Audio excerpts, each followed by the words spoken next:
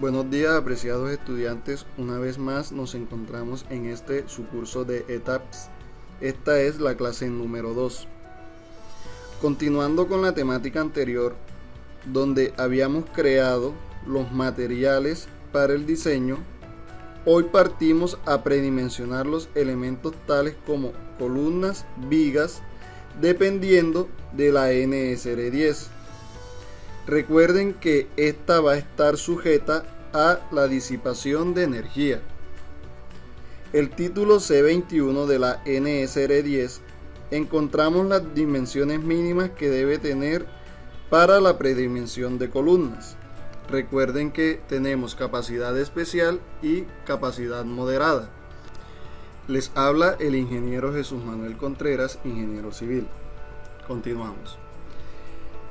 El primer concepto que nosotros encontramos en la norma está en el numeral C21 3.5.1, donde nos dan las predimensiones mínimas para columnas con capacidad moderada de disipación de energía, DMO.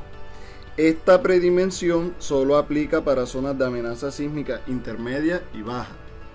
El segundo concepto lo encontramos en el numeral C21 6.1.1, donde nos dan las predimensiones mínimas para columnas sometidas a flexión y carga axial perteneciente a pórticos especiales resistentes a momentos con capacidad especial de disipación de energía. DES. Aplica para zonas de amenaza sísmica alta. Cabe recordar que nunca los valores de predimensión pueden ser inferiores a los de la norma. En el título C de la NSR 10 también se definen las dimensiones mínimas que se deben tener para la predimensión de las vigas y de las placas, las tablas CR 9.5 o la C 9.5A. Recordemos que acá en Colombia existen 3 zonas de amenaza sísmica definidas por la norma: zona de amenaza sísmica alta, intermedia y baja. Las ciudades como Medellín y Bogotá cuentan con una microzonificación ya un poco más detallada dependiendo de los parámetros de resistencia del suelo. Ahora sí, conozcamos un poco más la norma. En el título C21 3.5 encontramos el ítem de columnas con capacidad moderada de disipación de energía. Miren lo que nos dice uno de sus numerales. La dimensión menor de la sección transversal medida en una línea recta que pasa a través del centroide geométrico no debe ser menor de 250 milímetros. Las columnas en forma de T, C o I pueden tener una dimensión mínima de 20 centímetros, pero su área no puede ser menor a 0.0625. ¿Qué quiere decir esto? Que las dimensiones mínimas para columnas con capacidad de disipación de energía moderada deben ser de 250 milímetros por 250 milímetros, dado el caso que la deseemos en forma cuadrada. Hay muchas secciones atípicas que también la norma nos permite utilizar como soporte o como columnas. Pero miren la restricción que nos dice: debe tener un lado mínimo de 20 centímetros. Además de eso, el área de la sección transversal de la columna tiene que cumplir esto, con 0.0625 metros cuadrados. Dado el caso de que fuese una columna circular, nosotros tenemos el área de un círculo y esa área ya la conocemos. Lo que nos faltaría encontrar sería el diámetro para saber cuál va a ser la dimensión de nuestra columna circular. Para zonas de amenaza sísmica altas, la dimensión menor de la sección transversal medida en una línea recta que pasa a través del centroide geométrico no debe ser menor de 300 milímetros. Las columnas en forma T, C o I pueden tener una dimensión mínima de 25 centímetros. Pero su área no puede ser inferior a 0.09 metros cuadrados. ¿Qué quiere decir esto? Nuevamente, si nosotros queremos utilizar una sección cuadrada, podemos colocar las dimensiones mínimas en una zona de amenaza sísmica alta de 30 por 30. Además de eso, si queremos utilizar otra sección, uno de sus lados tiene que medir 25 centímetros, pero su área como tal tiene que cumplir con el 0.09 metros cuadrados. En cuanto a la ubicación de las columnas, podemos plantear una ubicación estratégica para controlar los desplazamientos en los planos de acciones de los sismos. Tenemos un lote de diferentes longitudes, un lote rectangular. Vemos que en la parte central del lote la ubicación de las columnas es diferente a la que está en los extremos.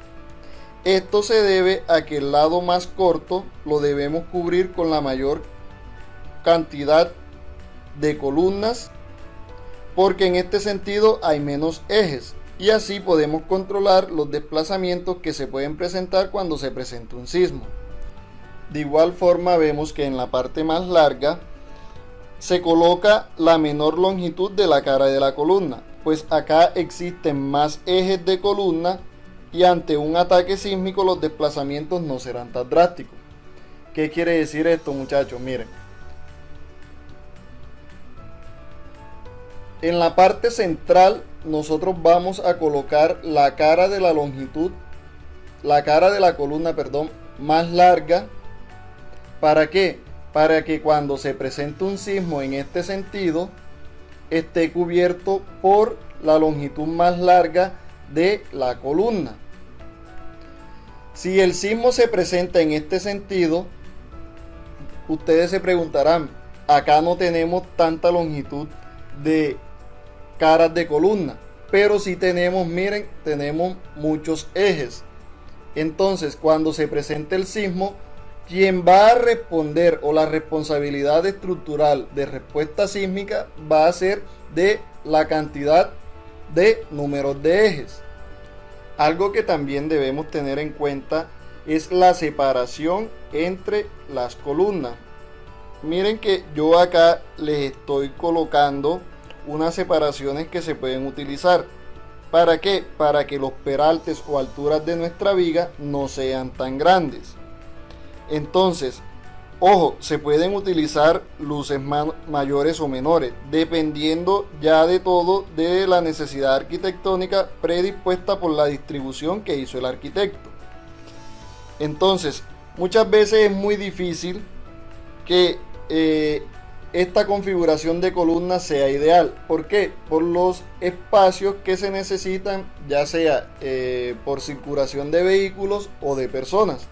Entonces, les recuerdo nuevamente, estas longitudes yo se las recomiendo para que los peraltes de las vigas no sean tan grandes. Muchas veces la experiencia para la predimensión de las columnas va a depender de los diseños que hayamos realizado. Yo les recomiendo que si nosotros tenemos una estructura y queremos partir con lo que nos dice la norma, les recomiendo de que por cada piso que tenga una edificación le coloquemos 10 centímetros a uno de sus lados. ¿Qué quiere decir eso? Si nosotros nos damos cuenta, acá tenemos una estructura de 6 pisos y nos están preguntando cuál sería la longitud transversal o el área, la sección transversal de la columna para nuestra edificación. Si es DMO, la norma me dice que puedo utilizar 25 de un lado, me hace falta encontrar el otro. Entonces, por cada piso yo coloco 10 centímetros. Si tiene 6 pisos, yo le coloco de este lado 60 centímetros. ¿Qué quiere decir? Que el área de mi sección va a ser de 25 por 60. Ojo, no quiere decir que con esto esté cumpliendo con derivas, con cortantes, con el chequeo de columna fuerte, viga débil. ¿Por qué? Porque esto solo lo utilizo para predimensionar. Luego analizo y veo si me cumple o no. Recuerden que nosotros vamos a modelar una estructura de 4 pisos de un centro educativo. Yo planteo inicialmente iniciar con unas columnas de 30 por 40. ¿Por qué? Porque tiene 4 pisos. Entonces, la sección mía sería de 30 centímetros por 40 centímetros, aplicando la reglita que yo les acabo de decir. Una vez definido ya nuestra sección con la que vamos a empezar a trabajar en nuestro modelo ETAP, tenemos que definirla. ¿Cómo definimos nosotros nuestra sección? Nos vamos acá donde el menú Define, luego le damos Section Property, Frame Section. Observen que hay una gran cantidad de secciones. Nosotros podemos eliminarlas para trabajar con mayor comodidad. Entonces le damos clic donde dice Delete Multiple Property. Con clic sostenido deslizamos de arriba hacia abajo. Delete Frame Section. Igual acá. Son muchas. El programa como tal siempre se va a quedar con una sección. O sea, para que su base de datos no quede vacía. Le damos a aceptar, le damos OK. Y si se dan cuenta, queda con una sola sección. Para agregar esa nueva propiedad, vamos donde dice agregar nueva propiedad. ¿Qué tipo? Tipo concreto. ¿Por qué? Porque las columnas que nosotros vamos a utilizar son en concreto. Acá tiene la opción de hacer estructuras en acero, estructuras especiales o estructuras de acero compuesto. Entonces damos clic acá, sección rectangular de concreto, damos clic, esperamos que cargue nuestra ventana emergente, colocamos columna de 30 por 40. El material que nosotros vamos a utilizar fue el que nosotros creamos, el concreto de 21 megapascales. La altura sería 40 y el ancho sería, mira, acá es milímetros, 400, muy pendiente con las unidades. Y acá 300 milímetros. Vamos acá donde dice el recubrimiento o el acero como tal que va a utilizar. Le damos clic aquí y vemos que se esté diseñando una columna. Luego estas propiedades más adelante las vamos a modificar para hacer el respectivo chequeo. Acá solo vamos a diseñar, nos va a dar una área de acero y con esa área de acero nosotros vamos a diseñar. Le damos OK, OK y ya se ha creado nuestra sección. Podemos eliminar esta, damos clic aquí, Delete Property, le damos OK y ya se creó nuestra sección. OK. Para la predimensión de vigas debemos tener en cuenta la NSR10. Aquí vemos las dos tablas que la norma nos da para hacer la predimensión de estos elementos estructurales.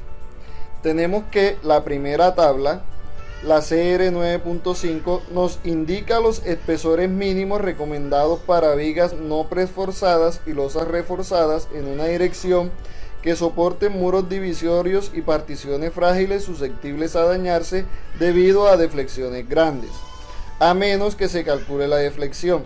Quiere decir, aquí no se calcula deflexión a menos que se tenga una sobrecarga en el diseño. La segunda tabla, la C9.5A, se recomienda para vigas que soporten particiones frágiles y susceptibles a dañarse cuando la viga que lo soporta tiene una deflexión muy grande. Yo recomiendo utilizar esta estructura o esta tabla para estructuras de uso residencial, pues casi siempre en la parte de arriba de la viga se encuentran ubicados los elementos que van a quererse deflectar y van a querer dañarse. Entonces, si nos podemos dar cuenta, la normatividad como tal nos dice que dependiendo de los apoyos, si es simplemente apoyado, si tiene un extremo continuo, tiene ambos extremos continuos o es en voladizo, tenemos que encontrar una altura de viga, ya sea con la CR95 o con la C9.5A. Estas alturas de vigas las encontramos en la parte inferior de las tablas. Para que entendamos un poco acerca de lo que la norma nos dice acerca de si es un simplemente apoyado, si es un voladizo, si tiene un extremo continuo o si tiene ambos extremos continuos, acá está un detallado más fácil para identificar cada uno de estos casos. ¿Cuándo es simplemente apoyado? Cuando tenemos un elemento que es viga y dos apoyos. ¿Cuándo es un voladizo? Cuando tenemos un elemento empotrado y tenemos una viga. ¿Cuándo es con un extremo continuo? Cuando tenemos dos elementos vigas y tres elementos apoyos. Ese extremo continuo hacia la derecha y ese extremo continuo hacia la izquierda. Cuando tenemos tres elementos viga y cuatro elementos de apoyo, se le considera como ambos extremos continuos. Pero si analizamos la sección de aquí para acá, solo va a tener un extremo continuo. Si analizamos la sección de aquí para acá, va a tener un solo extremo continuo. La parte del centro es la que va a tener como tal dos extremos continuos, porque va a salir hacia la derecha y también va a salir hacia la izquierda. Eso en cuanto a la condición de extremos continuos. Se preguntarán, ¿qué pasa si este apoyo no existe? Tendríamos un extremo continuo y además de eso tenemos que analizarlo como voladizo. Continuando con la predimensión de nuestros elementos, nos toca definir ahora el peralte o la altura de las vigas. ¿Cómo encontramos eso? Debemos remitirnos a el plano arquitectónico y buscar tanto en dirección X como en dirección Y la separación máxima que va a haber entre esos ejes para poder saber cuál es el valor de peralte general de las vigas. En dirección X tenemos tres separaciones de 4.25, 2.65 y 4.25. Esta tiene un extremo continuo, esta tiene un extremo continuo y la de que está en el centro tiene ambos extremos continuos. Entonces, los valores que nosotros vamos a utilizar para simplemente apoyado no tenemos. Con un extremo continuo es 4.25 y para ambos extremos continuos tenemos 2.65. Aquí podemos observar que siempre debemos llevar nuestras cifras decimales hacia un valor superior. Acá observamos que nos da un peralte de 35.4 centímetros. No podemos utilizar ese peralte, tenemos que utilizar, hay que pensar de manera constructiva, tenemos que utilizar un peralte mayor. Vemos que con la CR9 los valores de nuestras vigas o las alturas de nuestras vigas nos dan de 40 y 20 centímetros. Si lo comparamos con la C95, vemos que nos dan alturas de 25 y alturas de 15 centímetros. Recuerden, acá podemos observar las deflexiones. Acá sí hay que chequearlas porque si se dan cuenta el peralte como tal es más pequeño. Luego vamos en dirección Y y encontramos que ambas solo tienen un extremo continuo, que son de 4.28 y vemos que nos da un peralte de 40 centímetros y acá uno de 25 y tenemos una de 4.78. Vemos que el peralte de nuestras vigas es de 45 centímetros o de 30 centímetros, dependiendo la tabla que nosotros vayamos a utilizar. Entonces, una vez tenido en cuenta esto, vamos a definir el peralte de nuestra sección. Yo me voy con 45 centímetros. Me hace falta definir el BW o la base de nuestra viga. Para zonas de amenaza sísmica baja e intermedia, La norma nos dice en el capítulo C21.3.4, vigas con capacidad moderada de disipación de energía, que el ancho BW no debe ser menor que 20 centímetros. Así que si estamos trabajando en esta zona, nuestro base de viga va a ser de 20 centímetros con una altura de 45. Ya conocemos el valor de nuestra altura de viga o de nuestro peralte. Ahora nos disponemos a encontrar el ancho BW especificado por la norma. La norma nos dice en el capítulo C21.5, elementos sometidos a flexión en pórticos especiales resistentes a momento con capacidad especial de disipación de energía deben de tener un ancho de elemento BW que no debe ser menor que el más pequeño entre 0.3 h, h es la altura de entrepisos, y 250 milímetros o 25 centímetros. Entonces, siendo así, tendríamos una sección de 25 por 45 si estamos diseñando para capacidad especial de disipación de energía.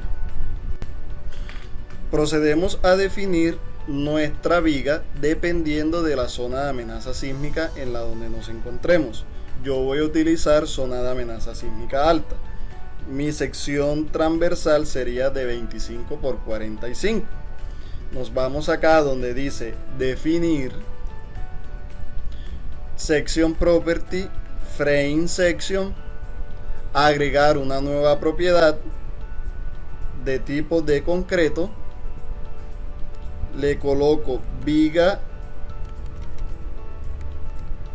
25 por 45.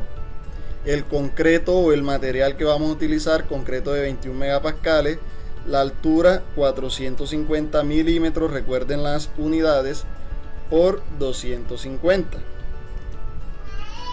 Le damos, vamos a ver cómo está configurada las barras. Le damos clic acá y vemos que no nos va a diseñar una columna sino una viga. Recuerden que la columna resiste cargas axiales, momentos a flexocompresión, y las vigas solo van a resistir momentos a flexocompresión. Le damos OK. Si ven que se quitaron las barras de acá, le damos nuevamente OK. OK, y ya hemos predefinido nuestros materiales. En la próxima clase vamos a definir, hablar de todos los conceptos de losa aligerada, losas macizas. Acá les dejo un breve paso a paso de cómo definir las secciones en etapas. Vemos lo que tenemos que hacer para llegar a dibujar o predefinir nuestra sección de columna. Recuerden todo lo que tenemos que hacer: cambiar el concreto. Acá definimos la sección de la viga. No se pueden perder el próximo video. Definiremos todo lo que tiene que ver con losas en una dirección, losas macizas y mucho más. Gracias.